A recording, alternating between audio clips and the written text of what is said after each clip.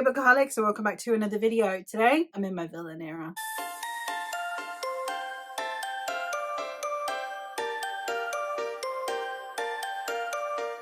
Today, dear bookaholics, we're going to be going through my worst books of 2025. Now listen, I don't normally do these, not because I have an opposition to them particularly, but because normally I DNF or like there's a book that I am like, it could have been better, but I don't feel very strongly about. Flippin' heck was 2025 the year where I had thoughts on things. So we're going to talk about some of them today. We're going to rant about things a little bit. Now, if you don't like these videos, that is totally fine. You do not need to watch. I also am going to understand that maybe you don't want to hear about a book you like being ranted about. So I will leave timestamps down below so you can just skip around as and when you want to. That being said, my disliking of these does not reflect your opinion. All of the usual disclaimers that people still feel the need to ask creators to make. I have opinions. That's what I am here for. If you don't agree with those opinions, that's okay. That's how art works. Now, I'm not trying to be condescending. I'm not trying to be a bitch. I'm just saying that if you're going to come on here and you're going to come into my comments and be like, actually, you are wrong. It's like, no, you cannot be wrong about your experience with art. Now, you can tell me if I'm wrong about representation, if I'm wrong about what you believe an author is trying to say with a story. That's fine. You're allowed to disagree with me. You're not allowed to come in here and moan about the fact that I didn't love a book you love. I'm sorry. Can you tell I'm in a fuck off mood today? And we're just going to do this anyway. Let's go. We're going to start with the DNFs, the books that I did not like so much that I couldn't finish. Now, some of these actually aren't ones that I DNF'd because I hated them. I DNF'd them because I knew there was no point in me continuing them. Let's get on with it. I've got 4 DNFs in here. The first one I have is Learn My Lesson by Katee Robert. I do have a vlog in which I talk about this. This came up on a spinner wheel. The very first book that I ever read in the erotica space was the first book in this series, which is Desperate Measures. This is a series of like Disney retellings, but where the villain and love interest get together. I was excited to read this second book because I liked the first one. The problem is as I said, I read the first one as my very first foray into erotica. And since then, I have found ones that suit my tastes more. Because while I do enjoy reading quite extreme erotica like this one, where we do have things like BDSM, consensual non-consent, all of those things, when we're talking about consensual non-consent, I need it to be spelled out a lot more for me to be comfortable. So things like checking in with safe words, come downs. Come downs are so important. So this one doesn't quite fulfill that to the extent that I would like. And since I know that there are other erotica out there that suit me better, there just didn't really seem any point in reading this one. This is the one I was most excited for as well because it is the one that is Meg, Hades, and Hercules. It is a throuple. So I thought it'd be up my alley. My problem with this one is that I just wasn't invested enough. I just didn't care enough because the characters don't feel like characters. They feel like porn stars. In a way, they feel like they're just there for the sexy times and that's it. They don't feel like well-rounded characters. And I've read books that do that better. So I just didn't really see the point in continuing because if I'm reading an erotica and I'm just like, okay, what is the point? So it wasn't that there was anything inherently wrong with this book. I could have finished it. I just didn't see the point in finishing it. And there were other things I could be doing with my time. The next one is The Stars Too Fondly by Emily Hamilton. And this one, I knew from page 2 that I wouldn't like this book, and I still read 50 pages. This, on the second page, mentions TikTok. It's a near future book, right? It's maybe set 50 to 100 years from now, where space travel is more frequent and all of that. The thought that TikTok is still going to be around. Now, again, I understand we're trying to appeal to an audience. Fine. You're not trying to appeal to me as an audience. And, you know, we got to the point where I read 50 pages and I just thought, I'm never going to like this book. There's like, you know, even if the plot gets good, I'm never going to like this book. So what's the point in reading it? I might as well just stop. I continued a bit longer because I believe it's sapphic. And it was part of my Pride romance vlog. Why would I not want to read a Pride romance? But I just couldn't get past the way it was being presented and framed. And not a critique to the people that do like that. It is targeted at. I understand the appeal. It's just not me. I'm not the target audience. I should stop. The next one is another one that I DNF'd because I knew I wasn't going to like it enough. And that was The Forest of Hands and Teeth by Carrie Ryan. It's well presented, and as a YA romance with a dystopian setting, It was pretty good. It's a zombie story. It wasn't bad. I'm never going to pick up books 2 and 3. I'm never going to go buy them. I'm never going to seek them out. Even if I saw them in a charity shop, even if someone gave me them for free, I would not read them. I would have no reason to. If I had read this book when it came out in like 2009 or whenever it came out, I'd have loved it. It would have been my kind of book. I am no longer that person. So it just was not for me. So while I could have pushed through and finished the book, I just didn't see the point because, again, I'm not going to continue the series anyway. It's not like it's like, oh, I'll get to the end so I can get that satisfying conclusion. It's part of a trilogy. The chances are it's not going to have a satisfying conclusion. So I just didn't see the point in continuing, and I didn't, and that's fine. And then the last of the DNFs that I have in here is Queen of the Conquered by Kacen Callender. And this is the most devastating of the DNFs for me personally, because on paper, this sounds like something I should love. We have a morally ambiguous protagonist. It's set in the Caribbean. It's supposed to be anti-colonial anyway. We're following a nation of people that have been conquered. We have our last heir to the throne before it got taken over by the Spanish. And it was just a weird one. It was a weird one because I hated our protagonist. And not in like a unlikable, but we'll get there kind of way. I fucking hated her. I didn't want to read her. And I just really struggled with it and I wasn't enjoying it. And I thought, I can't do this to myself. I can't continue. I can't bring myself to continue reading another page of this book. And I just didn't. And it was devastating because, again, I thought I would love this book and I didn't. So sad. Sad but true. And now we're going to go into the ones that I rated low. So these are books that I read in their entirety. So I might have a little bit more to say about them. Obviously the DNFs, it is just mostly my reasons for DNFing. But these, I've read them in their entirety. So I can tell you why they're low rated. The first one we're going to talk about is Predator's Bait by Sophia Verity. This one is a novella. I read this for my dark romance vlog. I wanted to read something that had something a bit taboo, just to see what the vibe is like in the taboo sphere. I would have DNF'd it. I should have, if it was not a novella, I would have DNF'd it. It was a full-length novel. This one, it tackles domestic abuse in a way that I personally found uncomfortable. I understand that domestic abuse presents differently in different people. Different people respond to it differently. I understand. I am not saying it's a misrepresentation of domestic abuse, especially someone who thankfully has never really experienced it. I am, however, saying that the way it tackled it made me uncomfortable, and not uncomfortable in a way that's like, this is an important conversation to be having, uncomfortable in the taboo sense of it. So I just didn't like it. And I definitely won't be continuing anything in that series. The other one from that vlog, from the same vlog, from the dark romance vlog, that I struggled with is Written in Blood by Silvana G. Sanchez. I wish this had been good. It could have been. It just wasn't. It's definitely trying too hard to be taboo. We've got incest in there. Not even like a Shadowhunters, like incest adjacent. Like there's incest in there. It's uncomfortable. It's creepy. I didn't care about the characters as well. Like, if they lived or died, I could not have cared. So it didn't even win me over in that sense, which is kind of pivotal for a romance. So yeah, this one just didn't win me over. And like, I understood it was trying to be taboo. If you want taboo, fantastic, it did it. Turns out it's not for me. No, thank you. Now we're going to get into two that I'm going to rant about. Prepare yourselves for the rants. First, we've got Longbourn by Joe Barker. This one is a Pride and Prejudice retelling told from the perspective of the servants. You would think this would be right up my alley. Theme queen, historical fiction nerd, Jane Austen lover. What could fucking go wrong? Aside from the fact that it didn't feel like this author ever fucking read Pride and Prejudice. There were 3 characters in there that felt so fucking out of place. Like, have you read this book? We are throwing Mr. Bennet under the bus. I'm not going to tell you exactly how, but we're throwing Mr. Bennet under the bus. That's fine. Jane Austen throws this man under the bus because he's irresponsible. What he's not is financially or socially irresponsible. He doesn't coddle his daughters and he thinks that he's doing right by them. He's coming at that perspective from the perspective of a man, right? Of a man, and therefore thinking that, you know, nothing's going to happen to his daughters because nothing happened to him, right? That's why he's coming at it. But he is not an irresponsible man when it comes to money. So the thing that they had going here for someone who is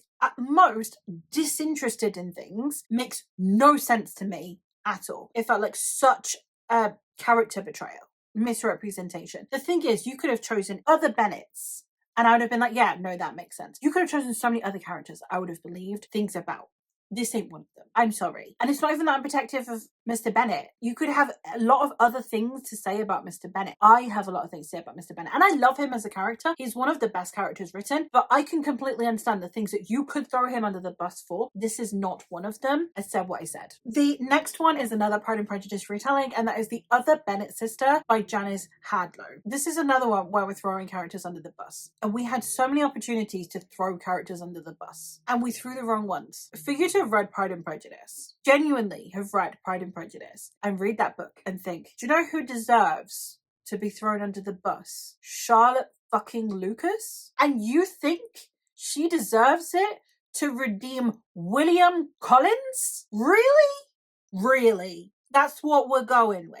We're going to pretend that Charlotte Lucas deserves to be the villain to redeem one of the most pathetic men in literature. Really. Listen, throwing Lizzie under the bus, throwing Mrs. fucking Bennet under the bus. Sure, Mr. Bennet. Yes, especially if we're being told from Mary Bennet's perspective. Anyone but Jane, I can understand being thrown under the bus. But Charlotte Lucas, why is it to improve Mary's character, because let's be honest, Mary is a somewhat insufferable character when we're getting it from Lizzie's perspective. To improve Mary's character, we decided that the only other woman who gets crushed by societal expectations is the one that we need to throw under the bus. Not to mention that we decided that we need to rehash Caroline Bingley being the flippin' villain as if she'd have ever given shit about Mary Bennet. That woman has she would have barely known Mary Bennet exists. And the explanation that's given is bullshit. I am sorry. I don't buy any of it. The story had good moments to it, but we've just decided to rehash things, and then the people that we've decided deserve redemption versus criticism made no sense to me, especially if we're trying to talk about the way that society treated women back then. Why would we be vilifying women again, especially in exchange for men, for pathetic men like Mr. Collins? I don't get it.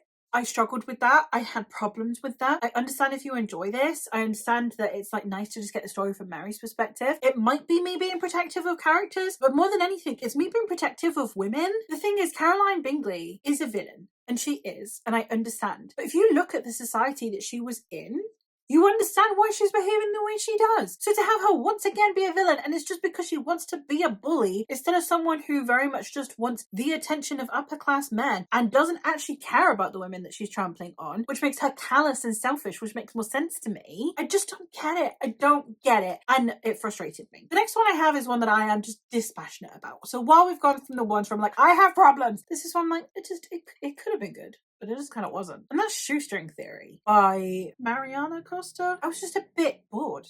I was just a bit, well, you've got someone who's gone to the future, seen it all go to shit, needs to go back in time and sort it out, right? But we get a love story along the way, and we're supposed to care about this relationship. There's like a pre-established relationship from before the book. I'm supposed to care about the way this is making him feel conflicted. I just wasn't invested in any of it, really. I was just a bit bored. It's not one that I feel strongly about. It's one that I'm just a bit bored of, to be honest. One that is devastating. The one that is definitely my saddest on here, that's a low star, my saddest by a long shot, is Wizard of Earthsea by Ursula K. LeGuin. Now, I am fully ready. I am willing and ready to make this woman a flippin' deity. Alright? I understand the impact that she's had on the fantasy sphere. I understand that she paved the way for women in fantasy, and she criticized J.K. Rowling before it was cool. You gotta love the woman, right? I love her. I have enjoyed other works by her. This is her magnum opus. This is her series. I didn't love it. I really didn't. I was so bored. I felt like I was forcing myself to read it. Oh my god, guys. Like, I wanted to love this so bad. I'm still reading the series, right? I'm on book 3. I've read 3 books. They've gotten a little bit better. Like, book 2 I think is my favorite. But I really, really wanted to love this series so much. And I just didn't. Devastating. I don't have very strong opinions on it. I just didn't feel like there was any point in reading the book. It felt like a montage of a book. It didn't feel like a book because it's so short. It felt like a montage. Like we'd just go like skip from scene to scene, and that was that. I was like, oh, this is it? Really? Okay, sure. And that was it. It was devastating. Absolutely fucking devastating. So here we are. One that I do have thoughts on. If the vlog is up by now, I will link it. I don't know. We did This Will Be Fun by E.B. Asher over for the Coven Reads. This was Ray's pick. It's such a shame because it could have been fun, but it really was not fun. this is pitched as a queer romance on lists for queer romances. Just because there were queer characters in a book doesn't make it a queer romance. I'm just putting that out there. Because tell me, if this is a queer romance, why we got a fade to black on the sapphic sex scene, but we got a description on the straight one, and the characters were insufferable. There was one character that I liked out of the 4, and it's the only one that doesn't have a POV. It was not a good book. It was not fun. Another one that was not fucking fun. I don't know why I read this whole book, okay? I needed a physical read. I didn't want to start another one. I was using it for Magical Readathon, so I thought, fuck it, I'll finish it. I don't know why I finished it. I had a reading vlog, and it was mostly me swearing as much as meh, so I scrapped it. Anyway, To Sleep in a Sea of Stars by Christopher Paolini. Now listen. I'm friends with Rachel. I love Rachel. I also love Aragon. Right, it's mostly Rachel dissing Aragon over on her channel at the minute. I love Aragon. I grew up with Aragon. I loved it. The first book is rough. I will give it that. The women, the way that he writes women in, I think it's especially the 3rd book. I loved it.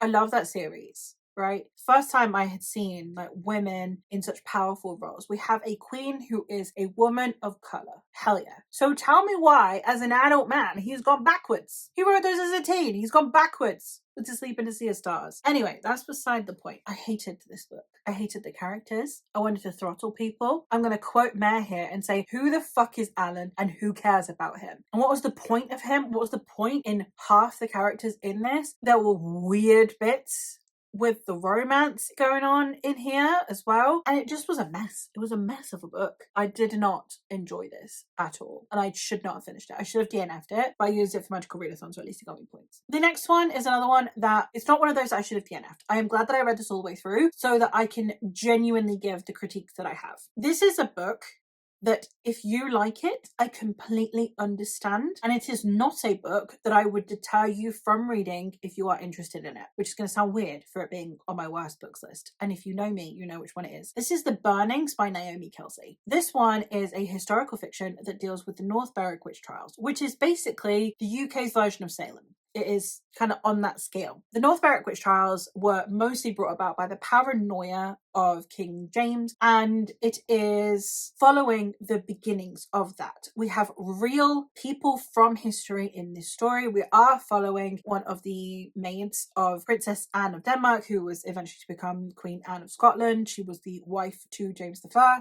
We're following one of her maids, and we are also following Gaelis Dunk, who you will have heard of before if you've any interest in witches at all, basically. We also get other real world women who were tried as witches in this book. Now, one of the things is the North Berwick witch trials are again brought about by the paranoia of King James. Now, I am no fan of King James. I understand where the paranoia comes from. People have been trying to murder him from birth because he was marrying Queen of Scots' son. People wanted him dead from birth. I understand his paranoia. 3 of his guardians died in his lifetime. He got passed from pillar to post as to who was his regent. His paranoia, for much as he's a despicable human being, his paranoia makes sense.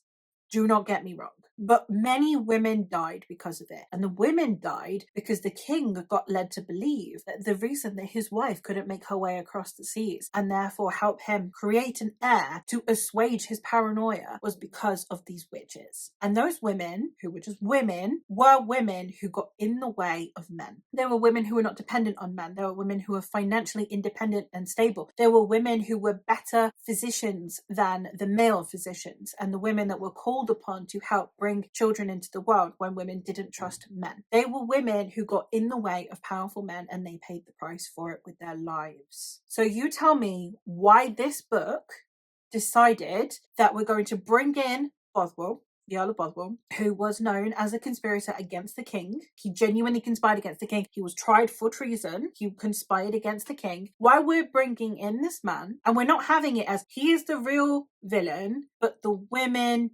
are used as a scapegoat. No, these women are genuinely working with Bothwell, one of whom was his lover. Tell me why we needed to bring in sexual assault into here as well, as though what they went through wasn't enough. I had so many problems with the treatment of real women in history. If this book were fiction, if it were a fictional account, if we used fictional people, fictional names, I don't have a problem. It's not a bad book. It's not a bad story. We used real women's suffering for this fiction, and we took innocent women and made them partly guilty. Because let's be honest, I'm not a monarchist. I'm not like oh, protect baby Jamesy. I don't care if he fucking died, right? I don't care if that would have happened. But let's be honest, if you conspire against the king, you are probably going to die if you get caught. So we've gone from innocent women who were thrown under the bus by men to women who were genuinely traitors to the crown. We accidentally circled round to, at least by that time period standards, justifiable execution. I'm sorry, but no. And if we'd used fake names, all we needed to do was use other names, not real women, and I would have been okay, I guess. Even if it's under the manipulation of a man, I still have problems with this narrative. But again, this is a problem that I have with representation. This is not one that I think everyone should adhere to. I understand if that is something you are okay overlooking. I genuinely am. We know so little about these women. They possibly could have been, I suppose, traitors. It's just something that really bothered me and upset me. And I didn't like the book for it. So 2 stars. And then the last 2 are 2 that I gave low stars, both in December. The first one is Once Upon a Winter's Eve by Tessa Dare. This is my lowest rated Tessa Dare book. It's a novella. And this one, the problem I had was love interest. I hated him. I'm supposed to buy into the romance, but I fucking hated this man. I did not want her to get with him. I read 2 Tessa Dare books back to back that have very similar setup. They're both a second chance romance. The first one being one where the guy sleeps with her and then just disappears in this time period. Bear that in mind. Not willing to check if she got pregnant or not. And the second is there was this kind of lingering idea that maybe they'd get married, but then he just up and left instead. So we had the 2 back to back. One I thought was great. I thought it was handled really well. I bought into the passion of the romance, the fact that he regretted leaving as soon as he'd left, there was no getting back to her. And then the other was he literally confesses that he hoped he'd ruined her for other men so that she would be forced to wait for him in this time period, in the Regency era. Ew. We're supposed to buy into this romance? We're supposed to believe he loves her? Ew! No, thank you. Hard no. Hard pass. That's a no from me. So yeah, I didn't love that. It was my least favourite Tessa Dare. But, you know, we move. I've loved everything else by her. I'm not critiquing too harshly. Again, it's a novella. I'll let it pass. But, yeah. And the last one I have on here is one that I don't feel very passionately about at all, and that is Finding Baba Yaga by Jane Yolen. This is one that is a novel in verse. It's talking about Baba Yaga. I can't even remember really what it's about, because it's not really about very much. That's the problem with this story, is that it's a novel in verse, and it's easy to get through. It just didn't have any substance. Like, to me, one of the things I love about novels in verse is when they are normally able to tell you so much in so few words. Right? Elizabeth Acevedo, for example, one of my favourite novelists in verse. You get so much with so few words, and it's mostly evoking emotions, but there is still the story there. There's still a story, there's still a book, there's still descriptions, you're still immersed, you're still able to imagine everything, but it's so few words to bring in all of that enticement. This one, it was just less words.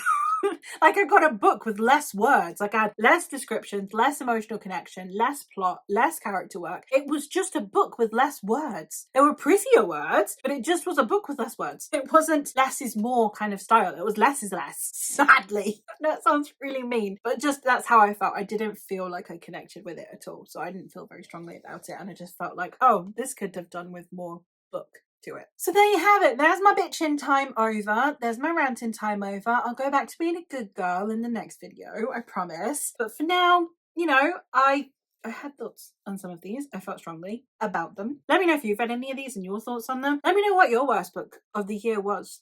I'm really curious to know what your worst book of last year was. If you're that kind of person, if you like rate books and all of that. So yeah, leave those down below. I'm very curious. As I said, links to any of the videos that are relevant in the description as well, and links to any of the creators that I've mentioned throughout this also in the description. I think it's mostly Mare and Rachel, who basically they're always in my description at this point. They just live there permanently. But yeah, that is all from me for today. So thank you ever so much for watching, and I'll hopefully catch you in another one soon. Bye.